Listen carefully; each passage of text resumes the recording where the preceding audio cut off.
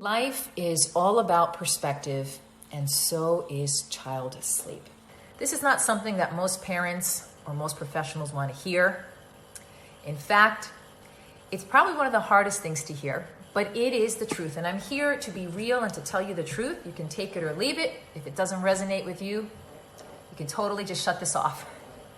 But for those of you that this does resonate with, I want to share something extremely powerful with you.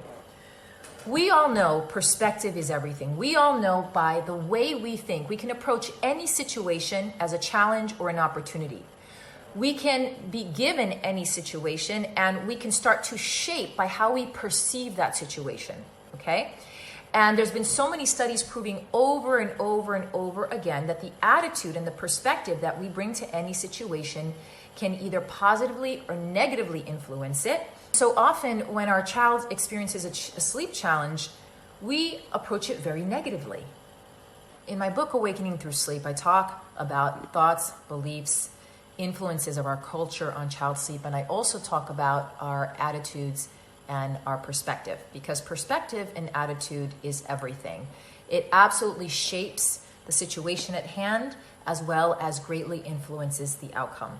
And I have found in the world of child sleep that there are already, before we even begin to approach solutions to meet our child sleep challenges, we already are set up with quite some negative perspectives and attitudes. So I'm going to give you some examples. The first is sleep regression. This term, sleep regression, is often used to explain a period of stages throughout the child's first few years where a child is seen to have setbacks in their sleep. And it's quite known to be common, and the attitude toward it is, yeah, expect it.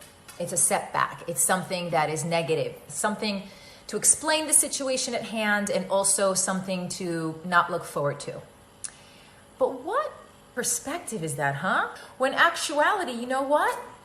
It's not a setback. Your child is going through major developmental stages. And through those major developmental stages, your child is going to go through transitions. And in those transitions, there's going to be some steps forward, some steps back, some steps forward, some steps back, until finally those steps forward take hold, right?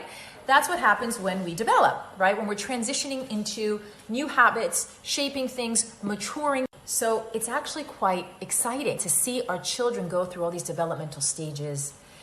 And so I've taken the word sleep regression out because I don't believe it's a sleep regression. If there's a sleep challenge, we look at the challenge, we find where's the opportunity in that challenge? What can we do to support moving through that challenge and benefiting the situation? So the moment we start placing negative labels on any situation, we're already setting ourselves up for a negative outcome. So sleep regressions, sleep crutches. Boy, sleep crutches, are you serious? No. I don't believe in the term sleep crutch. I know that that is a very bold statement, but again, it's all about perspective. If we were to look a lot closer to what's going on, which I do, and which in my book I go into a lot more, I'm not going to give everything away just yet, you're going to see how I reframe sleep crutches, because indeed there is an opportunity when it comes to sleep crutches. And then there's the expectations, right? The attitudes, early risers. Just today I was on a forum and I see time and time again how many parents are upset that they have early risers. I wish my child was a later sleeper. I wish my child wasn't such an early riser. So I'm going to challenge you. Early rising is actually considered something incredibly beneficial. If you have a habit of getting up early, getting up before everybody else is up and meditating and having some rituals and starting your day with intention, that is one of the most powerful ways to start your day. So we can apply that to adults, but if our child is an early riser, that's a problem or that's an issue. There are people that actually go to bed at 8 p.m., 8:30 p.m. adults, and they're up by 4:30 a.m. And that's their natural clock, and that's how they enjoy living their lifestyle and life. So we have to take a step back again, and we have to ask ourselves, is what's really happening so negative? How is my attitude and perspective shaping the situation with my child? Is it that bad? Is it that awful?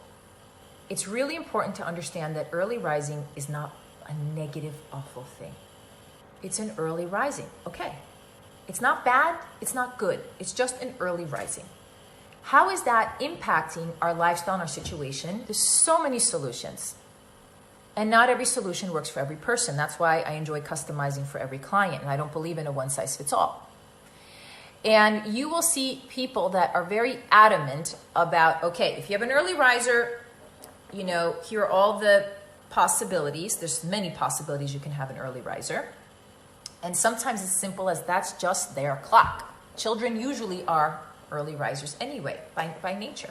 Next time you find yourself feeling really down or really negative about child sleep, just take a moment, ask yourself, where can I find the opportunity in this challenge?